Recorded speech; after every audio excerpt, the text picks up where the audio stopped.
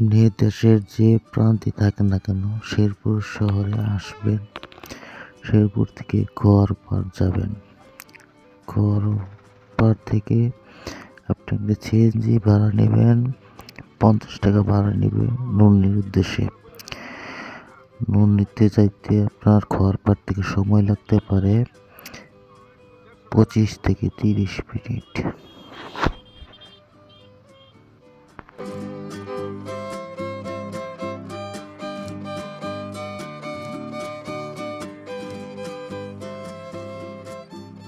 তো আমরা রওনা হয়ে গেলাম। নুন্নি পৌঁছানোর পর আপনাকে সিএনজি চেঞ্জ করতে হবে। ওখান থেকে কোনো সিএনজি বা অটো রিক্সা নিয়ে আপনাকে পার্কে যেতে হবে। এখানে ভাড়া নেবে 20 টাকা।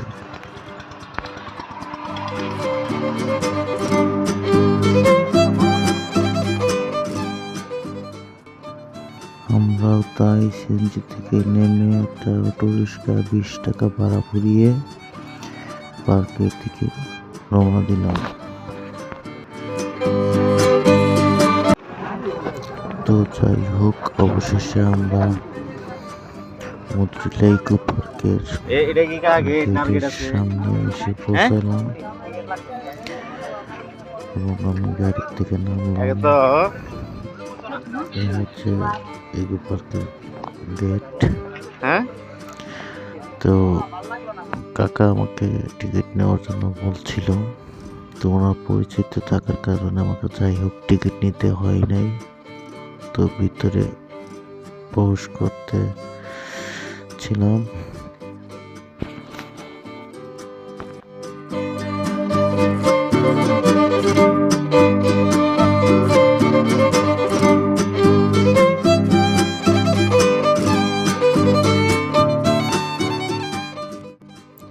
প্রবেশ করতে প্রথমে যেটা চোখে পড়লো, যে রোডের সাইডে দূর থেকে যে পর্যটকগুলো এসেছে তাদের জন্য গাড়ি, যে গাড়িতে যারা এসেছে এই গাড়ি রাখার জায়গা।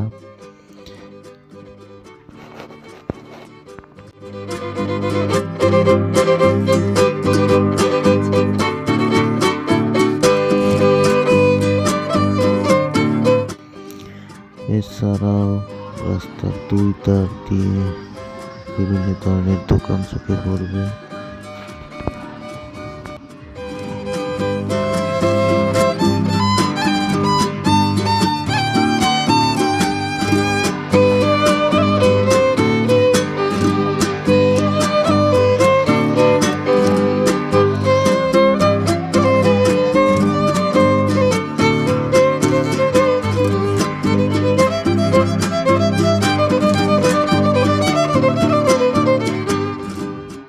পার্কের প্রবেশ পথেই প্রচুর পরিমাণ দোকানপাট দেখা যায়।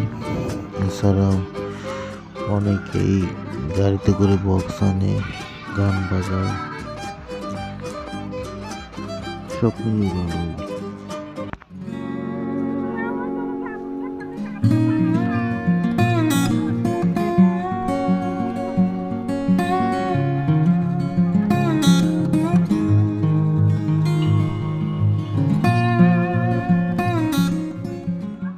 তো চলুন আর ভিতরের দিকে যাওয়া যাক।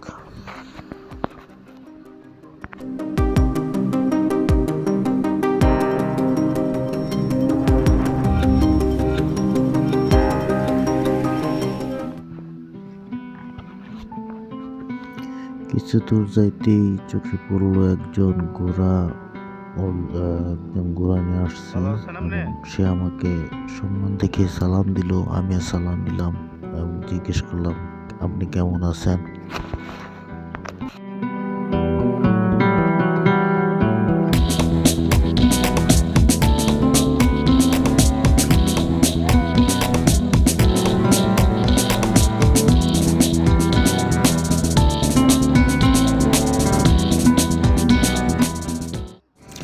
অনেকেই পরিবারের সবাইকে নিয়ে এসেছে বেড়াইতে। অনেকেই হাতিগুলোর কাছে গিয়ে ছবি তুলছে, সেলফি তুলছে।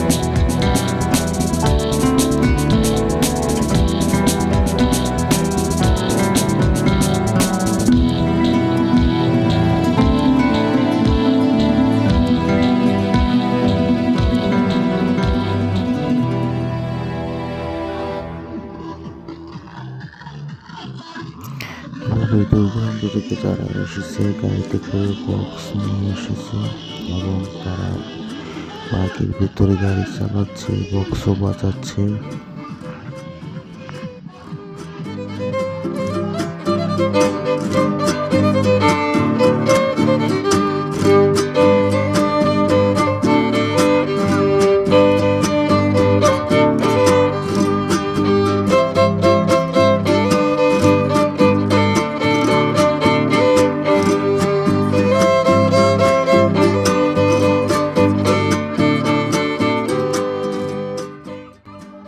কিছু দূর যাইতে চোখে পড়ল মিনি চিড়িয়াখানা। একটা মূর্তি রয়েছে সাইডে।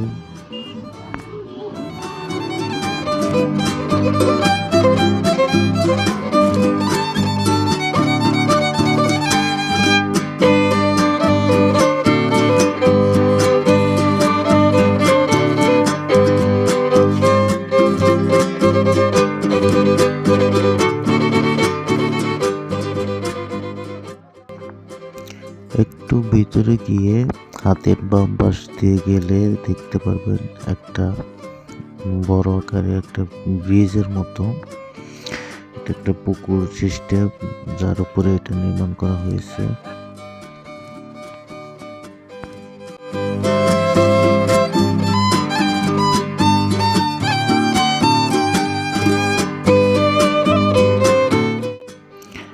আর এই ব্রিজের উপর থেকে একটা সোজা সিটি রাস্তা চলে গেছে ওয়াচ টাওয়ারের দিকে।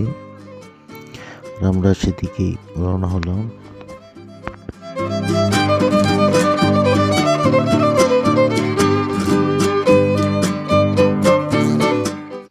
একটু উপরে উঠে দেখি একটি ছেলে কিছু স্পিড ক্যানের বোতল দিয়ে বাজি খেলছে এবং এক লোক তার পরিবার নিয়ে সেই খেলাটি অংশগ্রহণ করতেছে। এই খেলাটি আসলে ভালোই লাগলো।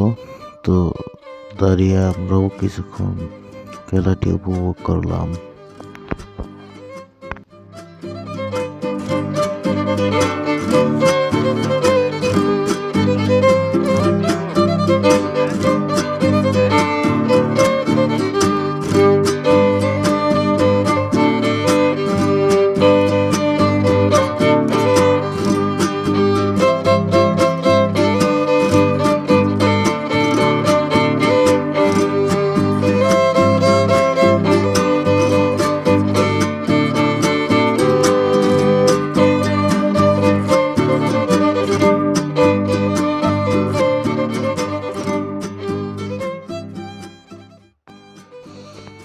তো আমরা ওয়াচ টাওয়ারের কাছাকাছি চলে এসেছি। এখন আমরা ওয়াচ টাওয়ারে উঠবো, দেখবো উপর থেকে কিরকম দেখা যায়।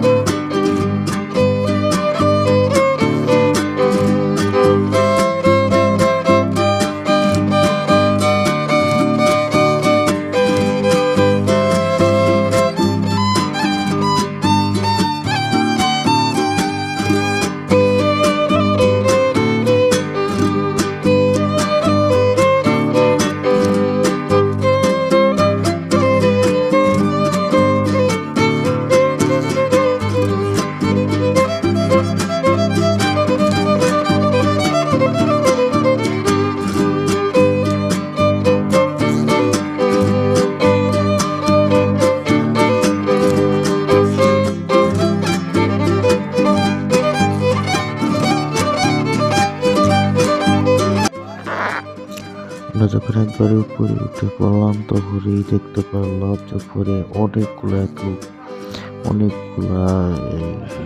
দূরবীক্ষণ যন্ত্রের মতো যে একটা নিয়ে বসে আছে, যারা আর কি 20 টাকার বিনিময়ে 20 টাকা দিলে এখান থেকে এই টাওয়ার থেকে ভারতের মেঘালয় রাজ্য, তারপর দেখুন আমার চারপাশটা। তো এখন আমি দূরবীক্ষণ এখন যন্ত্রের মাধ্যমে চেষ্টা করব দেখার জন্য এখান থেকে ভারতের রাজ্যগুলো কেমন দেখা যায়। ওনারা বলছে যে এখান থেকে মেঘালয় এর ঘরবাড়ি, হাট বাজার, মানুষ সবটাকে খুব সুন্দরভাবে পরিষ্কারভাবে দেখা যায়। তো সেটাই ট্রাই করব এবং আপনাদেরও ক্যামেরার মাধ্যমে দেখানোর চেষ্টা করব।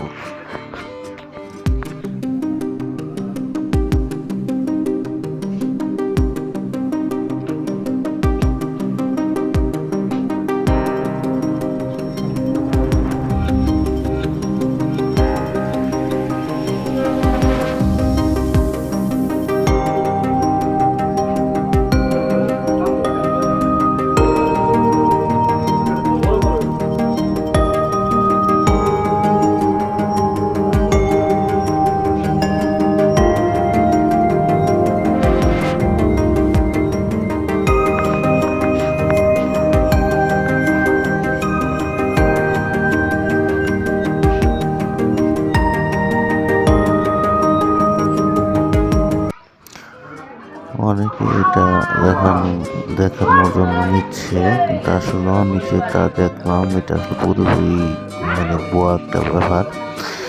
এটাতে তেমন কিছুই বোঝা যায় না, জাস্ট টাকা ইনকামের জন্য ওরা এটা করতেছে। অনেকে আমার মতো অনেকে নিতেছে, 20 টাকা করে আমরা নিতে পারবেন আপনাদের কিছুটা হলেও ভালো দেখা যায়। তো এখন আমার দেখা শেষ, এখন আমি টাওয়ার থেকে নিচে নেমে যাচ্ছি।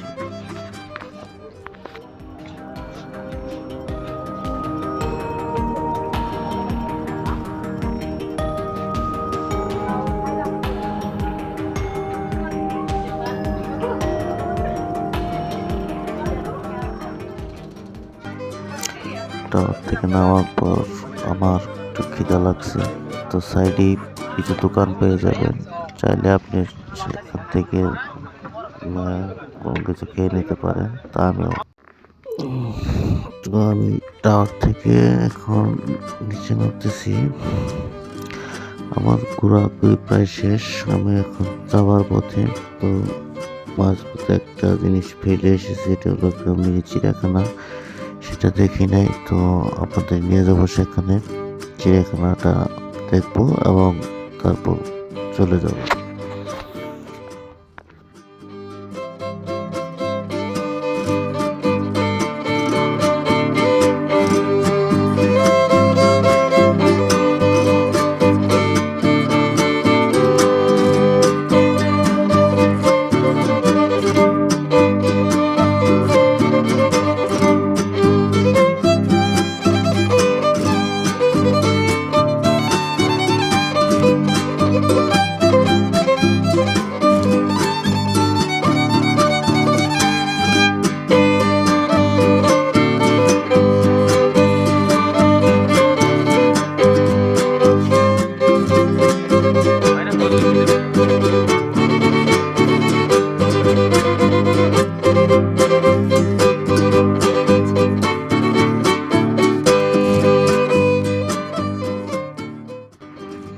তো এখানে এই চিড়িয়াখানার কর্তৃপক্ষ যারা আছে ওদের সাথে কথা বলে আমি যেটা বুঝলাম, এখানে ভারত থেকে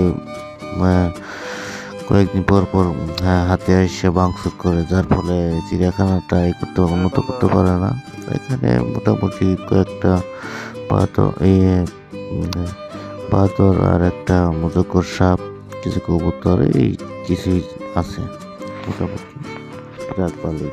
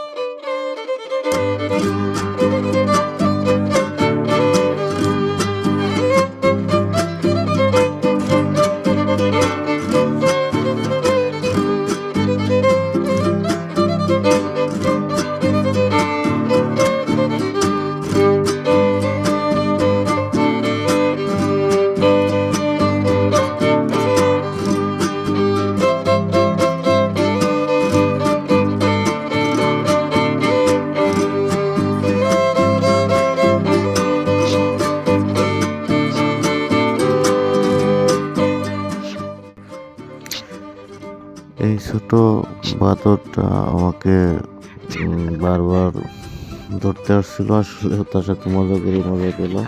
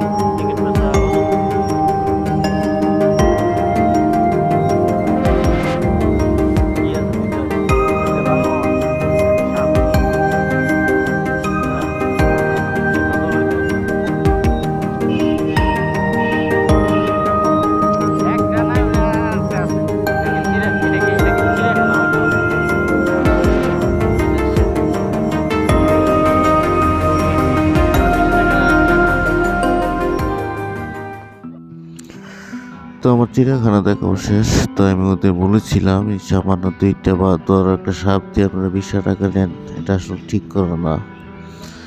তো ওনারা বললো যে আসলে যে একটা আমরা হাতির কারণে কোনো কিছু আনতে পারি না, রাখতে পারি না, এই জন্য ওরা কিছু না বললে আমি চলে আসলাম। এখন কিছু কেনাকাটা করবো, তারপর চলে যাবো।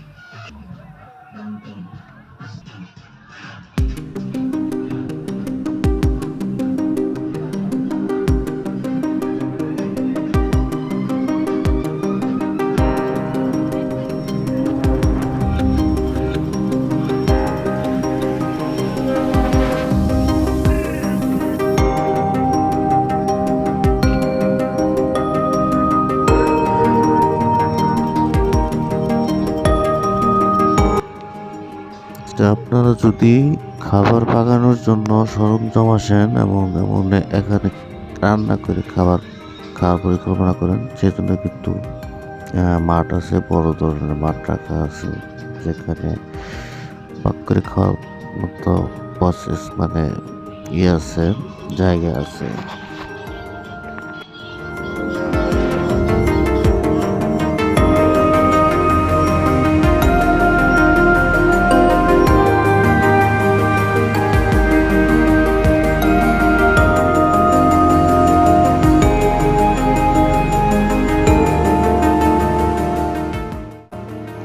তো আমি এখন চলে যাব, গেটে বের হয়ে যাব। তার আগে আপনাদের ওই একটা ঘরের ভিতরে এই পুরো এরিয়ার যে একটা নকশা ডিসপ্লে করা আছে, সেই ডিসপ্লেটা আপনাদের দেখাবো।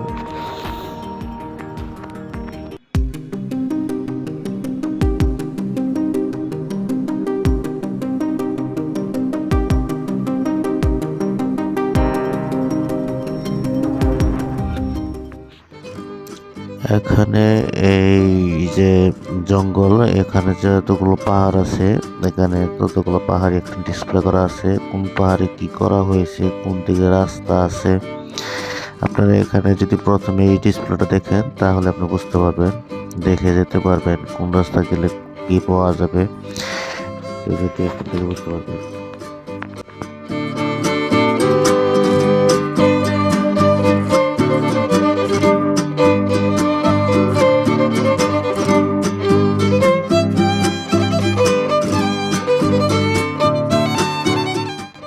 তো আমার দেখা শেষ, আমি এখন চলে যাব। তো দরদিরা আপনারা সবাই ভালো থাকবেন, আমার জন্য দোয়া করবেন। আসসালামু আলাইকুম ওয়া রাহমাতুল্লাহি। তো আমি চলে এসেছি। তো আমি আবার দেখাই দিই, এটা আপনার শেরপুরে সেনাবাহিনী যেখানে, এটা সেই শাপলা চত্বর মানে খোয়ার পার। যে কোনো গাড়িওয়ালাকে বললেই হবে, আপনাকে খোয়ার পার আপনাকে দেখায় দিবে।